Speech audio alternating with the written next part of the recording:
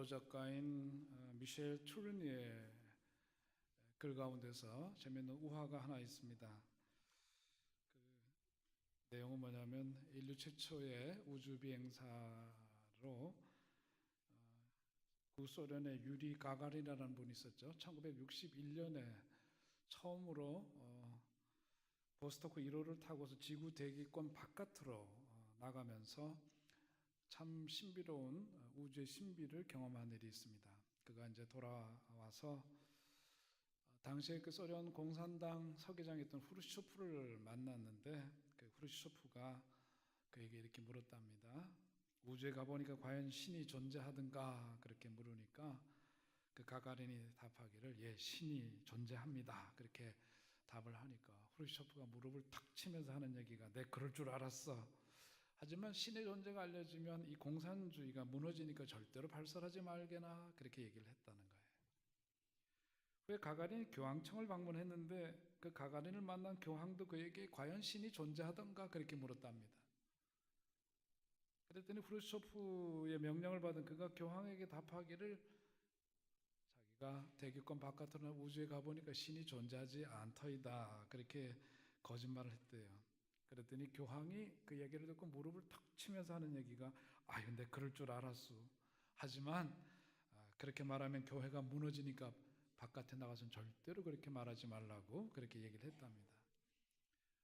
무슨 우화를 이렇게 심각하게 듣는 분들이 계신지 모르겠네요. 우화예요, 우화. 미셸 투르네가 만든 우화인데 그가 이 이야기를 지어낸 이유가 뭘까요? 종교를 소위 인민의 아편이라 그러죠. 그렇게 공산주의는 매도를 했어요.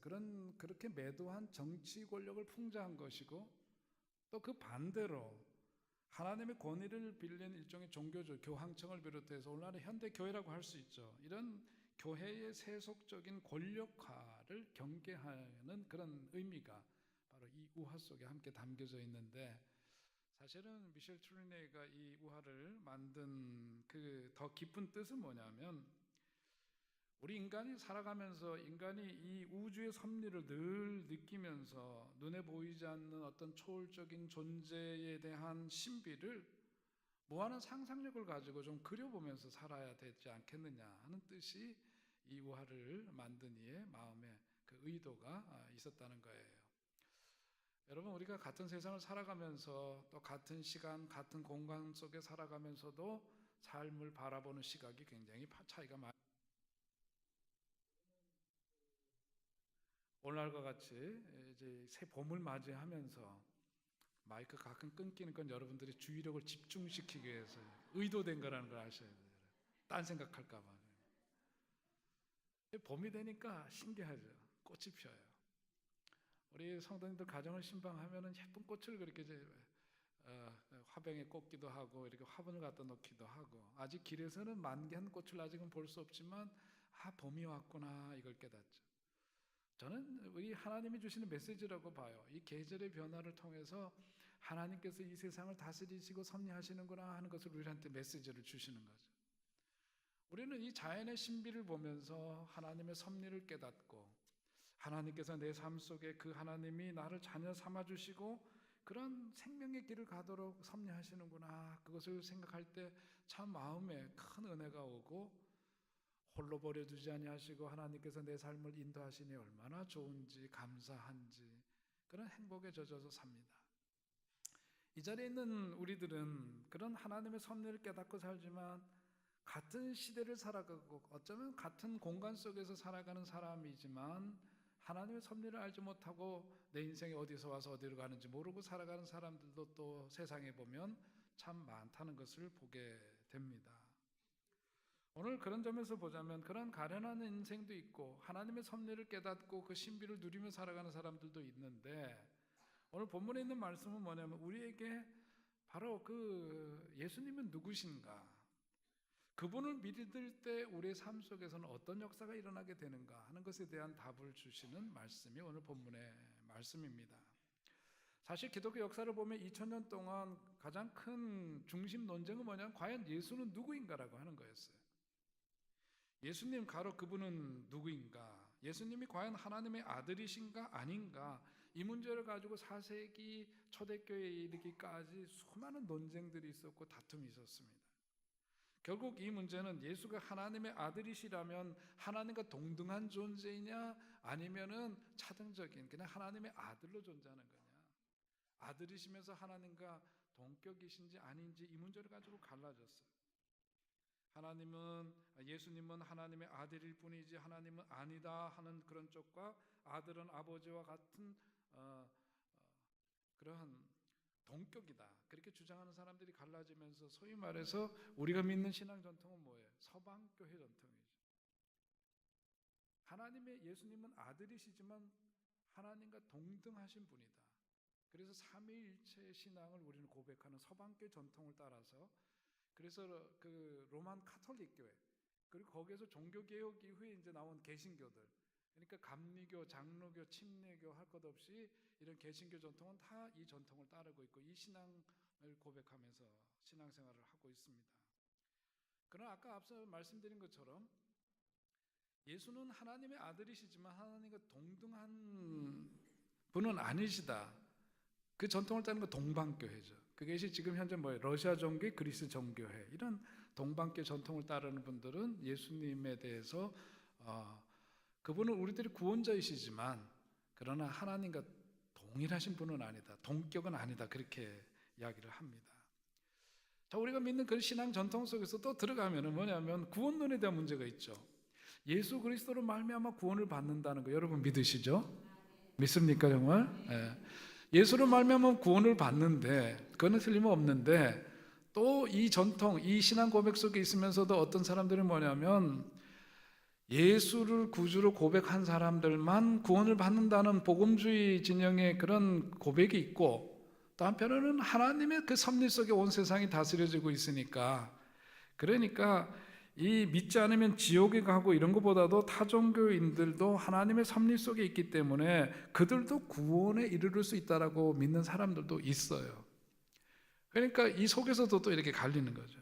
또 복음주의로 들어와서 계속해서 우리 그 신앙 전통 속에서 보자면 복음주의에서도 장로교 전통은 뭐냐면 예정론을 얘기하고, 감리교에서는 만인구원론과 자유의지론을 얘기하는 거예요.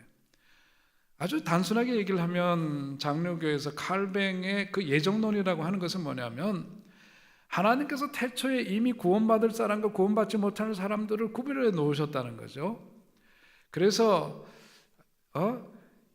이 구원이 예정되어 있지 않은 사람은 아무래도 안 된다는 거예요. 그러나 하나님께서 구원하시기로 작정하신 예정된 사람은 뭐냐면 아무리 무슨 짓을 하더라도 결국은 못되게 놀더라도 하나님의 예정하심 속에 구원에 이르게 되어 있다, 그렇게 이미 되어져 있다 하는 그런 예정론을, 칼뱅의 그 예정론을 따르는 그 장로교 전통이 있는 거죠. 그런데 감리교는 웨슬리 목사님의 신앙과는 그런 게 아니죠. 하나님은 온 인류를 구원하시기 위해서 예수님을 보내셨다. 그래서 창세기에서도 보면은 하나님께서 우리 인간이 죄를 짓기 전에 prevenient grace, 선제하시는 은총 혹은 선행하시는 그 은혜가 먼저 있었다, 그것을 얘기를 합니다. 은혜가 먼저 있다는 거예요. 그래서 하나님은 모든 만민을 구원하시기를 원하시는데 우리 인간에게는 자유의지가 있어서 이 자유의지에 따라서 그 구원의 그 은총에 참여할 수 있고 없고가 인간의 자유의지에 있어서 그것을 거부하면은 뭐냐면 구원에 이를 수가 없고, 자유의지에서 그것을 받아들이면 구원에 이르게 된다. 그러니까 하나님은 모든 인류를 다 구원하시기로 작정을 하신 거지, 누구는 이미 구원받기 위해서 작정돼 있고 안 돼 있고 예정돼 있고 안 있고 그런 문제가 아니다. 웨슬리 목사님의 주장은 바로 그런 것이죠. 오늘 감리교의 전통을 따르는 우리들은 이 웨슬리 목사님의 이 신앙 노선에 동의를 합니다. 자, 그런데 오늘 가만 보면은 사실 장로교 다니다 감리교고 감리교 다니다 장로교 가서 신앙생활 할 수도 있고, 요즘은 그런 거가 크게 이슈가 되는 게 아니라 어떤 일을 바라볼 때 보수적인 입장이냐 진보적인 입장이냐 그걸 가지고 이제 갈리기도 하고 그럽니다만은, 제가 생각하기에는 제일 중요한 건 뭐냐면은 예수는 누구시다? 그리스도시다. 그 고백이 있으면 되는 거예요. 그 고백이라고 하는 큰 길 속에 함께 하면 되는 거예요. 여기서 서로의 다름은 있을 수 있다고 전제를 해야 되는 겁니다. 여기서 내가 믿는 것만이 옳고 다른 사람들이 갖고 있는 나와는 조금이라도 다른 사람들을 정죄하고 판단하게 되면 그게 더 문제인 거죠. 중요한 건 예수가 그리스도이심을 분명히 우리가 믿고 그 길 속에 함께 가면서 하나님의 뜻을 쫓아 사는 것이 중요한데, 거기에서 내가 갖고 있는 판단이 우선시되게 되면 그것이 뭐냐면 결국은 개인 우상화가 되는 거예요. 하나님만이 절대적인 분이심을 믿으시기 바랍니다. 하나님께서 성경을 통해서 우리들에게 말씀해 주신 예수님, 바로 그분이 우리들의 구세주이시고 구원자 되시고 그분으로 말미암아 우리는 영원한 생명을 얻게 되었다는 분명한 신앙 고백 위에 우리의 삶이 서 있기를 주의 이름으로 축원드립니다. 그거면 되는 거예요. 제가 성경 공부 시간에도 늘 강조해서 말씀을 드리지만, 그 신학적인 용어로 hermeneutical suspicion이라는 말을 써요. 그건 해석학의 의심이라는 거예요. 해석의 의심. 우리가 하나님의 말씀을 받을 때에 그것을 그냥 무조건 수용하는 것이 아니라 그것을 한번 의심해 보라는 거예요. 우리가 말씀을 이해하는데, 말씀을 해석하는데 누군가 이렇게 해석해 준 것을 의심 없이 그냥 받지 말고 그것에 대해서 질문을 하라는 거예요. 이거 굉장히 중요합니다. 왜냐하면 우리 오늘 보면 이단들이 사방에 너무너무 많아요. 이 속에서 소위 말해서 기존의 신앙인들이 이단에 넘어가고 이런 것은 뭐냐면 자기 신앙이 내면화되지 않아서 그런 거예요. 질문이 필요한 거죠. 누가 이렇게 성경에 대해 해석을 했을 때 거기에 대해서 질문을 하고 그 해석에 대해서 의문을 제기해 보는 거예요. 그 과정을 통해서 우리의 그 시각이 내 속에서 자리를 잡아야 돼. 내면화돼야 되는 거죠. 우리 지난주에 우리 청년부에서 과학과 신학과의 대화라는 주제를 가지고 말씀을 했는데 우리 청년들이 많지는 않았어요. 근데 좀 아쉽기는 했습니다만은 이게 필요한 작업이에요. 그냥 어려서부터 들은 대로 그냥 이렇게 신앙생활을 하다가 누가 뭔가 이렇게 짜임새 있는 얘기를 가지고 얘기를 하면은 그냥 허물어지고 흔들리는 경우들이 많단 말이에요.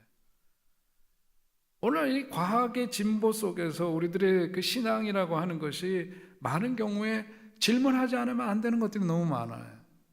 거기에 대해서 나의 그 대답이 있어야 되죠.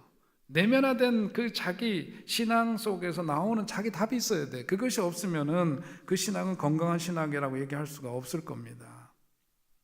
신앙생활에서 가장 중요한 것은 다시 말씀드리지만 당신이 믿고 있는 예수가 누구인가라고 하는 그런 분명한 신앙 고백에 서 있어야 되고, 바로 예수가 우리의 구세주가 되심을 분명히 선언하는 여러분 되시기 바랍니다. 그것이 우리들 속에 내재화되어야 되는 거죠. 오늘 세계 문제는 종교적인 갈등의 문제예요. 도처에 의해서 일어나는 세계 전쟁은 다 종교적인 갈등과 이런 그 혼란 속에서 파생되는 문제들인데, 이런 것 속에서 우리들이 구약적인 접근과 신약적인 접근 속에서도 우리들이 어떻게 이것을 바라보아야 되느냐 하는 그런 시각을 또한 한편으로는 정돈할 필요가 있습니다. 우리는 누구의 방법을 따라야 돼? 예수님의 방법을 따라야 돼. 사도 바울을 통해서 주시는 하나님께서 제시하신 그 길을 우리는 따라가야 될 줄로 믿습니다. 구약을 보면은 질문들이 있잖아요. 왜 하나님은 이렇게 이스라엘 백성들과 대적하는 이들을 잔인하게 진멸시키라고 하셨을까? 그걸 보면 의문이 들죠. 사랑의 하나님인데 구약의 하나님은 너무 무서운 하나님이에요. 근데 그건 우리가 어떤 이해가 필요하냐면, 이 구약에서의 그 말씀을 우리가 대할 때 소위 야훼 신앙, 우리가 믿는 유일신 그 하나님을 믿는 신앙은 그 시대에 애굽이라든지 또 그 훗날 바벨론이라든지 큰 제국의 그 종교들에 의해서 지배받던 세상 속에서 야훼 신앙을 갖고 있었던 사람들은 소수예요. 그게 뭐예요? 이스라엘 민족이죠. 그들이 그런 세상 속에서 자신들의 신앙을 지키려면 철저하게 그런 다른 신앙을 갖고 있는 이들에 대해서 배타적일 수밖에 없어요.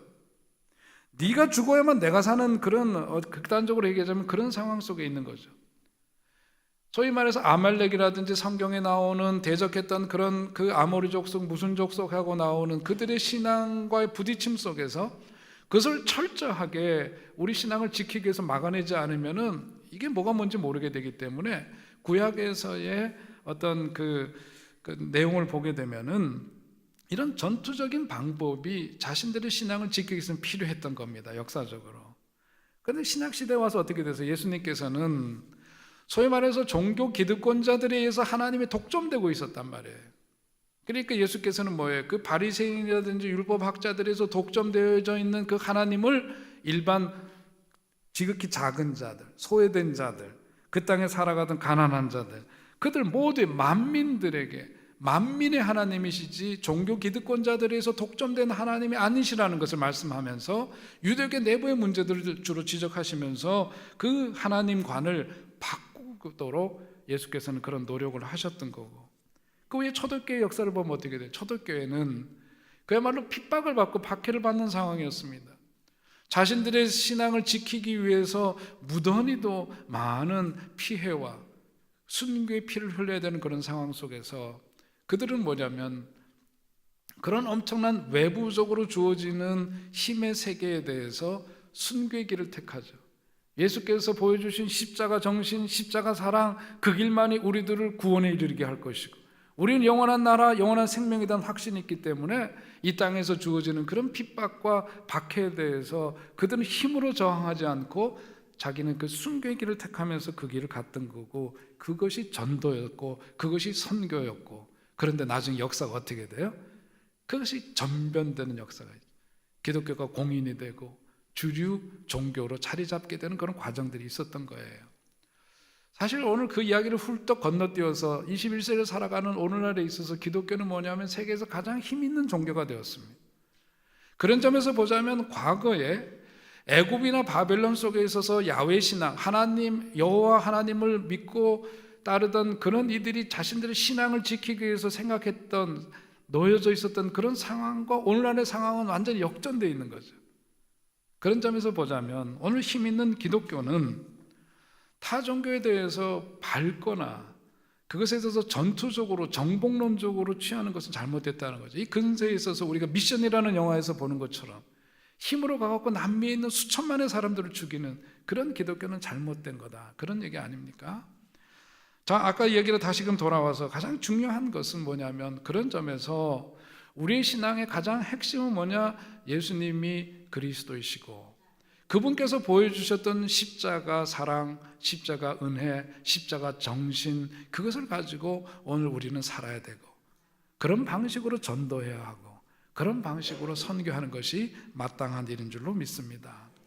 그래서 우리 교회는 오늘도 우리 마을령 청소년 케어뿐만 아니라 무지개학교나 토요일 되면 여러분 와보시면 분들 보시지만 우리 교회가 온통 아이들로 꽉 차 있어요. 저는 어떤 생각을 평소에 갖고 있느냐면 이 아이들에 대해서 무엇보다도 우리 아이들이 예수님 믿어서 행복하고 예수님 믿어서 즐겁고 교회 나오는 일이 신나고 이런 긍정의 경험을 많이 해야 된다고 봐요. 타종교는 이래서 지옥 갈 거고 뭐 할 거고 이런 얘기를 하기 전에 내가 믿는 이 신앙이 얼마나 귀하고 얼마나 값지고 얼마나 생명력이 있고 얼마나 내가 예수님 믿고 하나님 믿어서 행복한지를 먼저 배우는 게 중요한 거예요. 무지개 학교 하는데 뭐 챈트반이라든지 보니까 거기 이제 후기들 나오고 그러는데 뭐냐면은 아이들이 그런 데는 거예요. 교회를 왜 일주일에 한 번밖에 못 가게 하느냐 그런데, 아 참나 이 소리 들으면 기분 나쁘세요 여러분? 네? 저는 그런 게 너무 행복한 이야기라고 봐요. 아이들이 주일날 이 교회 오면서 어른들의 따뜻한 눈길을 받는 거예요. 학교에서는 애들끼리 저 목회성에도 잠깐 썼지만 요즘 신학기 되니까 애들이 전쟁터래요. 새 학기가 되고 새 학년이 되니까 서로 기선 싸움 하느냐고 애들끼리 막 서로 편가르게 하고 서로 정치적인데 애들이 어른들보다 위래네 보니까 아주 정치적이고 그렇대요. 아이들이 살아가는 세상 속에서도 이게 치열한 경쟁 속에서 뭐 팔을 만들어야 되고 편을 갈라야 되고 막 치열해요. 근데 교회는 어때? 교회 오면 어른들이 따뜻한 눈길로 봐줘요. 등을 두드려줘요. 말 한마디도 격려해줘요. 음식도 좋은 거 가능하면 먹이려고 그러고 그러면서 예수님의 사랑, 예수님으로 말미암은 은혜를 전하려고 그러잖아요. 교회 오는 게 너무 좋아야 돼요. 그런 긍정의 경험들이 쌓이고 쌓인 가운데에서 성인이 되고 그러면서 다른 이웃 종교를 바라볼 때 그 생각이 바른 생각이 되는 거죠. 오늘 성경 말씀으로 돌아가 보면 장황하게 앞에 좀 말씀을 드렸지만 우리 신앙의 핵심이 뭔가, 예수님은 누구신가를 분명해야 돼요. 예수님이 베데스다 못에서 38년 된 병자를 고친 이야기, 버림받은 그 남자가 일어난 이야기, 그 이야기를 우리가 앞에서 보았는데, 그런데 그 사람을 고쳤는데 그 이후에 우리가 지난 시간에 본 게 뭡니까? 그러고 났더니 예수님에 대한 핍박이 시작되었다는 것이 성경의 이야기예요. 하나님의 법은 사람을 살리기 위한 법이었는데 사람을 죽이는 일에 악용을 하는 사람들이 있었다. 그런데 이런 핍박의 상황에서 예수께서 하신 말씀은 뭐냐면, 오늘 우리가 19절부터 보셨지만 그 앞에 17절의 말씀을 보면 내 아버지께서 이제까지 일하시니 나도 일한다 하는 말씀이에요. 나는 너희들이 그렇게 나를 핍박하더라도 사람을 살리고 안진병의 삶을 일어나 걷고 뜀뛰는 삶으로 만드는 일에 나는 그 일을 멈추지 않겠다. 그 말씀, 그 선언을 하는 거죠. 예수님의 관심은 사람을 살리고 치유하는 것이었고 이것이 참된 기독교의 정신인 겁니다. 그런데 오늘 본문을 보면 사람을 살리는데 어디까지 살리느냐 하면 21절에 보는 대로 아버지께서 죽은 자들을 일으켜 살리신 같이 아들도 자기가 원하는 자들을 살리느니라. 하나님뿐만 아니라 나도 이 땅에 온 목적이 사람을 살리는 데 있다는 점을 분명히 하면서 살리기만 합니까? 24절로부터 25절 말씀 함께 읽어야 돼요. 함께 읽습니다. 시작. 내가 진실로 진실로 너희에게 이르노니 내 말을 듣고 또 나 보내신 이를 믿는 자는 심판에 이르지 아니하나니 사망에서 생명으로 옮겼느니라. 진실로 진실로 너희에게 이르노니 죽은 자들이 하나님의 아들의 음성을 들을 때가 오나니 곧 이때라. 듣는 자는 살아나리라. 영생을 얻었고 사망에서 생명으로 옮겼느니라. 예수께서 선포하신 말씀이에요. 생명의 승리다. 우리 인간은 모두 다 죽을 수밖에 없는 존재이지만 예수 믿으면 어떻게 된다는 거예요? 영원히 산다는 것을 믿으시기 바랍니다. 죽을 수밖에 없지만 사망에서 생명으로 옮겨진다는 약속이에요. 그 조건이 뭐냐? 본문에 보니까 그 조건은 다른 게 아니라 내 말을 뭐하고? 듣고 또 나 보내신 이를 믿는 사람들. 그에게 조건은 그거밖에 없어요. 그것만 있으면 사망에서 생명으로 옮겨지는 그 은혜를 허락해 주시리라. 주님의 약속의 말씀입니다. 이 약속의 말씀을 믿고 이 땅에 살면서도 영원한 생명의 삶을 살게 된 것을 기뻐하고 이 땅에 살다가 생명 다하는 날 이제 영원한 주님 품에 안겨서 그 복을 누리게 된 것을 감사하는 여러분 되시기 바랍니다. 마지막 때 하나님께서 행하실 심판의 때가 있다. 그런데 29절 말씀에 보니까 뭐라 그랬어요? 선한 일을 행한 자는 생명의 부활로, 악한 일을 행한 자는 심판의 부활로 나오리라 그랬습니다. 예수님으로 말미암아 우리가 구원에 이르게 되고 영원한 생명이 주어지는데 그렇다고 해서 입으로 믿는 것으로만 되는 게 안 된다는 거예요. 선한 일을 행한 자는 생명의 부활, 영원한 생명이지만 악한 일을 한 사람은 심판의 부활로 나오게 된다. 이 심판의 때가 악하게 살았던 사람에게는 엄청 무서운 그야말로 저주의 시간이지만 하나님 말씀 믿고 선한 일을 행하기 위해서 힘썼던 사람에게는 우리 인생의 가장 최고봉이 되는 거예요. 축복의 때가 될 것임을 믿으시기 바랍니다. 여기서 말씀하는 것도 그냥 우리가 강조하는 것은 그거예요. 예수님으로 말미암아 구원에 이르게 되는데 그렇다고 해서 그냥 여기에서만 놀면 안 된다는 거, 입으로 그냥 믿는 삶을 살아서 되는 게 아니다, 그런 얘기 하시는 거죠. 예수를 구세주라고 그냥 말만 해갖고 되는 게 아니다. 이 이야기는 아마 여러분 한번 언제 들려드린 것 같기도 한데 너무 재밌어서 기억하는데, 어느 할머니가 새벽기도 갔다 오다가 시골에서 수박밭을 지나는데 이웃집 수박밭을 지나다 보니까 수박이 너무 잘 연걸었어요. 지나치지 않고 지나가면서 남의 집 수박밭에 들어가서 수박을 한 통 딴 다음에 주여 감사합니다. 천하의 모든 것이 주의 것인 줄로 믿습니다. 주님 것이니까 내가 취한 거예요. 집에 돌아와서 수박을 짜겠더니 그냥 속이 쩍 벌어지면서 얼마나 잘 익었는지 보면서 아이고 하나님, 주님께서 저를 사랑하시는 것을 이 수박으로 증거해 주시니 감사합니다 그랬대. 예수님 믿어도 이렇게 믿으면 되겠나요? 어느 교회 다니는 분이 교회 와서 기도하다가 신발 가게 보니까 마음에 드는 고무신이 있는데 그걸 슬그머니 들고 나왔대네. 또 아이고 참, 그러다가 주인한테 걸려가지고 왕복으로 뺨을 맞았대요. 그래가지고 얼굴이 부어가지고 교회도 못 가고, 그러니까 교회 안 나오니까 전도사님이 신방을 갔더니 그분이 그러더라는 거예요. 전도사님 괜찮아요, 주님의 십자가에 비하면 이 고통이 아무것도 아니에요, 그러더라고요. 아이고 주여. 하여튼 무슨 얘기, 누가 만들어낸 얘기겠지만은 사실 우리가 예수님 믿으면서 말이에요, 좀 거시기할 때가 있죠. 예? 여기까지는 믿는데 우리 삶으로 이게 연결 안 되는 경우들이 너무 많아요. 너무 많아요. 예수님을 진짜 구주로 믿는 사람들은 선한 일을 동반하게 돼 있대. 오늘 말씀해 보니까 예수님이 그러셨어요. 자동이래, 자동. 진짜 믿으면 그렇게 된다. 선한 일을 행한 사람은 그래서 생명의 부활로 거듭난다 말씀하고 있습니다.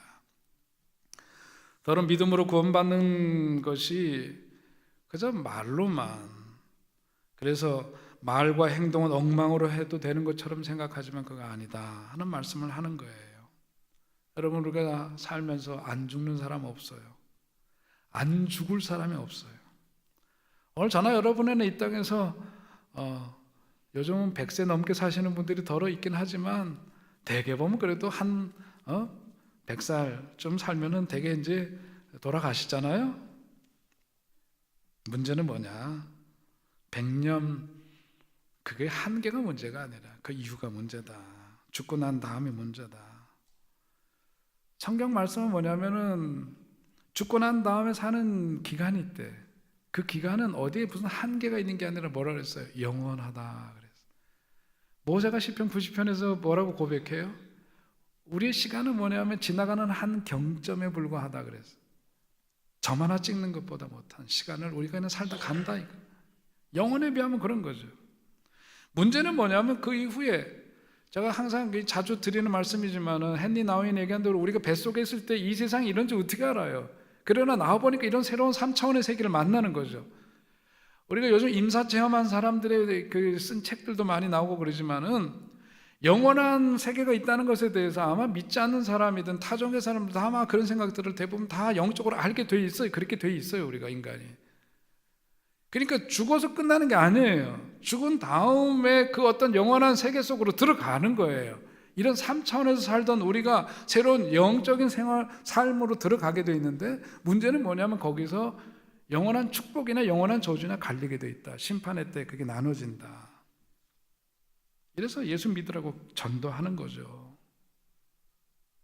그냥 교인들 많았으면 좋겠다가 그래서가 아니라 그 위에 엄연히 있는, 오늘 우리들의 삶이 엄연한 현실인 것처럼 죽음 이후에 영원한 생명, 영원한 축복, 영원한 저주, 이것도 엄연한 현실이기 때문에 그러니까 예수 믿어야 된다, 그런 얘기예요. 예수 믿으면 고침을 받아서 38년 무효 선언 받았던 인간이 일어나서 걷고 뜀뛰는 역사가 있는 것도 기적이지만 그것만이 아니라 예수 믿어서 영생을 얻고 사망에서 생명으로 옮겨짐을 받고 영원한 생명의 부활로 일어난다는 주님의 약속을 믿으시기 바랍니다. 25절 28절에 죽은 자들, 무덤 속에 있는 자들, 이런 말들이 계속 나오는데 중요한 것은 우리가 죽은 이후에 그 삶에 대해서 확실한 약속을 믿고 그 삶을 오늘에 구현하면서 살아가는 게 중요한 거예요.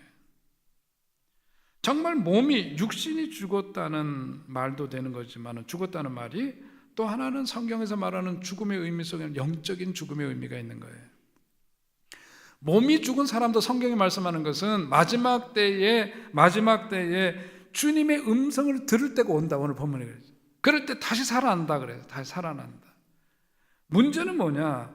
오늘 육신의 생명은 있지만은 영적으로 죽은 이들이, 그게 문제다. 육신의 몸은 살아있는 것 같지만 영적으로 죽은 사람들, 이게 어떻게 할 거냐? 이게 문제다. 죽어서도 영원한 생명을 길이 누리는 여러분 되시기 바라고, 이 땅에서 사는 동안에도 생명력 있는 삶을 살아가는 살아있는 여러분 되시기 바랍니다. 바클레이가, 윌리엄 바클레이라고 하는 영국 유명한 주석가가 그 얘기를 오늘 제가 마지막으로 그 말씀을 통해서 끝으로 정리해서 말씀을 드리려고 그래요. 우리가 예수님 믿어서 저 천국 간다, 하나님 나라 가는 거 보증된 삶인데 이 땅에서 영적인 죽음이라고 하는 것은 뭐냐 도대체? 그분이 얘기하는 것은 뭐냐면 첫째는 trying, 노력하는 것, 두 번째는 feeling, 느낌에 대해서, 세 번째 thinking, 생각하는 것에 대해서, 마지막에 repenting, 회개하는 것에 대해서 이 네 가지를 얘기를 하는데 첫째는 뭐냐면은 영적인 죽음이라고 하는 것은 목적지에 이르려고 노력해야 되는데 그 노력을 중단한 것이 영적인 죽음이라고 표현을 했어요. 그건 반대로 말하면 영적인 죽음에서 살아나기 위해서는 하나님이 우리에게 주신 거룩한 믿음의 경주를 포기해서는 안 된다는 얘기를 하는 거예요. 영적으로 살아있는 사람들은 그래서 내게 생명 주시는 날까지 노력해야 돼요. 하나님이 약속하신 그 약속의 말씀을 믿고 우리들이 달려가야 될 그 길을 포기하지 않고 달려가는 인생 되어야 합니다. 오늘 여러분의 삶에 어려운 난제들이 있죠. 교회적으로도 있지만 개인의 삶 속에도 있어요. 헤쳐나가지 않으면 안 되고, 그러나 내 힘으로는 감당하기 어려운 그런 많은 도전이 있고 난제들이 있고, 그것이 오늘 우리들의 삶의 현실이에요. 그러나 영적으로 살아있는 사람들은 뭐냐? 포기하지 않는다는 거예요. trying, 노력하고 시도하는 거예요. 결과는 누구의 손에 있느냐? 하나님 손에 있는 거고, 우리는 포기하지 않고 가는 거다. 믿음의 경주에 포기하지 마시고, 영적인 죽음이라고 하는 것이 믿음의 진보가 없이 제자리 걸음하다가 그 믿음의 경주에서 미끄러져서 내리는 거예요. 죽은 목숨이에요. 살았으나 살았다 할 수 없는 사람이에요. 제가 가끔 김혜남 씨의 그 정신과 의사, 그분의 쓴 책을 가끔 말씀드리지만, 여러 해 전에 쓴 책입니다만, 그 정신과 의사인 그분이 파킨슨병에 걸려서 이렇게 어려움을 겪으면서, 그러면서도 이렇게 쓴 책이 많은 사람들에게 위로와 격려를 주는 그런 글을 쓰시죠. 근데 그분이 파킨슨병을 한 15년쯤 앓았을 때 화장실이 저기에요. 바로 앞에 화장실을 가야 돼. 평상시에 뭐냐면 2초면 가는 거예요. 2초면 가는데 거기를 혼자 가려고 아무리 애를 써도 움직일 수가 없어서 넘어지기를 몇 번을 거듭을 하다가 가야 될 그 화장실을 자꾸 바라보던 그 시선을 자기 발로 돌렸다는 거예요. 화장실을 보지 않고 자기 발을 응시했대. 그 발을 가만 쳐다보다가, 그리고는 발을 조금씩 떼었대. 화장실을 바라보지 않고 자기 발을 주목하면서 움직였더니 자기 발을 요만큼씩 움직일 수가 있었대요. 신기하게도 발이 움직이는 것을 경험하면서 2초면 갈 수 있는 곳을 5분 넘게 걸려가기는 했지만 그녀의 마음 가운데 깨달음이 들었대요. 아, 한 발짝이구나. 한 발짝이구나. 내가 가려는 먼 곳을 쳐다보며 걷는 게 아니라 지금 있는 자리에서 발을 쳐다보며 일단은 뭐냐면 한 발짝 떼는 것이다. 그것이 곧 시작이고 끝이다. 그런 표현을 했어요. 저도 1975년도에 죽을 뻔했던 일이 있어요. 한탄강에서 이거 죽을 뻔하다가 살아난 이야기는 틈만 나면 제가 하죠. 한탄강 물살이 장마 뒤에 얼마나 셌는지 몰라요. 겁도 없이 물속에 들어갔더니 발을 닿는 순간 물살이 그 모래를 훑고 지나가는데 이게 사람이 떠내려가지고 그래서 죽는 거예요. 한탄강에서 매년 여러 사람이 죽었어요. 저도 신문에 날 뻔했던 사람이에요. 정신을 바짝 찼어요. 그 순간에 놀라가지고 친구들 부르고 이러다가는 죽는 거예요. 그 순간에도 밀려가면서 발끝으로 이 모래든 자가 닿는 데를 딛는 거예요. 힘을 주는 순간 물살에 그게 밀려서 이렇게 떠내려가죠. 그러나 거기서 요만큼씩 간 거예요. 그래서 제가 오늘 살아있는 거예요. 그때 제가 그 조금씩 움직였던 그것을 시도하지 않았다면 trying, 시도를 해야 되는데 그 시도를 하지 않고 당황해서 멈춰버렸으면 저는 여러분 못 봤어요. 간 거예요. 김혜남 씨가 그런 얘기를 합니다. 그것이 시작이면 끝이다. 그렇게 한 발짝 내딛는데 집중하다 보면 어느새 목적지에 도달해 있는 나를 발견하게 되는 것이다. 어려운 현실 앞에서 포기하지 마시고 영적으로 살아있는 사람들은 가는 거예요. 요만큼씩이라도 진보를 위해서 나아가시기를 주의 이름으로 축원드립니다. 두 번째, 그분이 얘기하는 것은 영적인 죽음은 뭐냐면 느낌을 중단해버린 거다 그랬어요. 무슨 느낌? 죄에 대한 느낌, 사랑에 대한 느낌, 하나님께 감사하는 느낌, 다른 사람을 사랑하는 느낌, 이런 feeling, 느낌을 상실한 사람들, 그게 영적으로 죽은 사람이다, 그런 표현을 했습니다. 여러분, 우리가 사실 돌이켜보면 예수님 믿고 구원받은 그런 감격 속에서 막 그 벅차오르던 가슴 속에 살고 죄에 대해서 안타까워하고 슬픔을 느끼고 그랬던 우리들이 어느 순간인가 보니까 이제는 익숙해졌어. 모든 것들이 익숙해지고 무감각해졌어. 죄가 더 이상 나를 아프게 하지 않아요. 죄 짓는 내가 나를 슬프게 하지 않아요. 그런 모든 것들이 무뎌져 버려요. feeling, 감각을 잃어버렸어요. 악을 보고도 분노하지 않으면 내가 지금 영적으로 죽은 거예요. 슬픈 일을 보고도 어떤 연민을 느끼지 못하면 나는 죽은 거예요. 새벽부터 열심히 일하는 남편을 보면서도 무덤덤하면 내가 지금 죽은 거예요. 집안에서 살림을 하면서도 열심히 어떻게든 이 살림 갖고 가려고 애쓰는 아내를 보면서 측은한 마음 안 드는 남편들은 죽은 거예요. 어떻게든 이 소망 없어 보이는 이 세상 속에서도 열심히 어떻게 해보려고 하는 우리 아들, 딸들을 바라보면서도 마음속에 뭔가 느낌이 없고 무덤덤하면 죽은 인간이에요. 연로하신 부모님 생각하면서도 마음속에 아무런 뭐가 없다, 죽은 인간입니다. 호흡은 할지 몰라도 죽은 인간이에요. 어려운 현실이지만 장차 하나님께서 이루실 일들을 기대하고 소망하면서 더욱 감사하시고 더욱더 사랑하시고 더욱더 믿음으로 갈 수 있기를 바랍니다. 이것이 살아있는 사람들의 모습인 거예요. 다시 하나님의 사랑을 느끼고 다시 감사와 감격을 회복하는 여러분 되시기를 주의 이름으로 축원드립니다. 예수님이 여러분의 이런 기쁨과 축복을 위해서 내 아버지께서 일하시니 나도 일한다 말씀하시는 거예요. 세 번째, 윌리엄 바클리가 지적한 대로 thinking, 생각을 포기한 삶, 영적으로 죽은 삶이에요. 생각을 포기한 삶에서 일어나야 해요. 배움에 대한 열망이 식어져 버렸으면 죽은 인간이에요. 하나님의 진리를 알려는 노력이 스탑되었다, 멈춰버렸으면 영적으로 죽은 거예요. 신방을 갔는데 성경책이 어디 있는지 찾을 길이 없어. 우리 교인들은 없어요. 그러나 그런 사람이 있다면 영적으로 죽은 거예요.